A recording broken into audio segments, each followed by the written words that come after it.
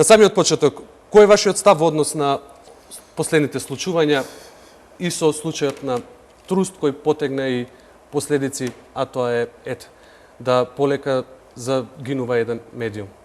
Добро вечер и благодарам на поканата. Имам чест да поздравам сите присутни покрај малите екрани.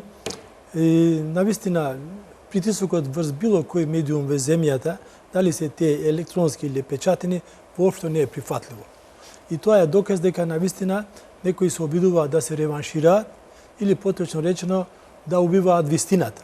Од тука, јас, господинот Сеат Кочан, да не бидам погрешно разбран, ниту го познавам, ниту сум имал некоја средба, меѓутоа како власник на ТВ Нова, изворно слушам дека навистина имате одреден притисок, затоа што блиски сте со народот, блиски сте до информациите и се разбира во денешно време да се направи обид да се замолча еден медиум, како што сте вие или било кој друг, да не се овозможи слободата на изразувањето, слободата на мислењето и најважно слободата на добивање изворни информации на граѓаните во Македонија е недозволиво. Воопшто неприфатливо и тука најтешко осудувам. Навистина е неприфатливо. Нашиот турскиот писател Тефи Фикрет вели за ваквите ситуации дека медиумите произведуваат искри. Тие искри во етерот или во јавноста во тие средини, значи кога ќе се содруваат, од тука произлегува вистината. Овој е навистина еден обид да се стави точка на вистината, со тоа и граѓаните на Република Македонија, без разлика на која проминенција припаѓаат, да немаат изворни информации за случувањата во Република Македонија. Ке повторам, значи, да вистина било која страна во земјата институција не смее да има никаков притисок врз медиумите, било да се тие електронски или печатени. Од тука ќе ми се појави прашањето, гледате ли политика во овој случај Труст, односно сметате ли дека хајката врз Кочан е јатак врз сите неистомисленици со Заев? Па видите, времето е тајмингот многу лошо одбран. Специјалното јавно обвинство скоро година и дена повеќе, значи е во служба, во функција, значи да ги испитува сите овие материјали што беа незаконско прислушувани или предадени. Тој можеше од почетокот да покрене иницијатива, не сега, кога познати се веќе изборните резултати, кога Македонија има други проблеми и навистина овој е еден обид исто така да се скрене вниманието од вистинските проблеми во Република Македонија.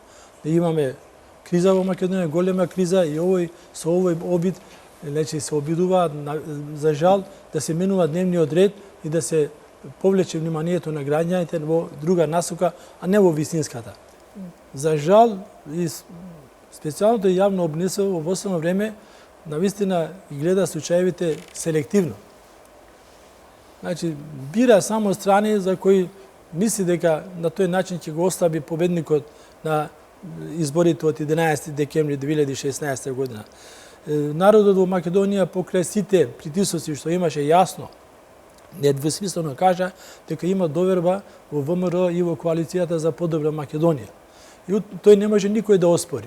И сега, навистина, значи имаме обид да се состави, да продолжи собранието, конституционална седница, после тоа да се формира влада, меѓутоа не може на тој начин. Значи, за платформата или декларацијата на албанските политички партии, не уште првиот ден кажавме дека за нас, турците во Македонија, зборувам во тиме, значи, на сите турци, бинационална држава е неприфатлива. Можат нашите пријатели албанци да се љутат. Исто така неприфатливо е една платформа да биде сега причина за составување на владата. Само да се гледа низ тој диаметар, таа опција и во основа на тоа да се состави влада. Значи, пресуден фактор би било сега платформата, тоа е недозволиво. Неприфатливо, затоа што мнозинството на македонците гласаа за подобра Македонија. Мнозинство од турците така, од србите, бошнаците, власите, ромите. И па тогаш како овие да останат во опозиција? Исто така, некоректно е односот на партнерот на ВМРО до сега, кој со ними соработува 10 години, има известно разбирање, ако нешто погрешиле, заедно погрешиле, ако има нешто да се фалат, треба заедно се фалат.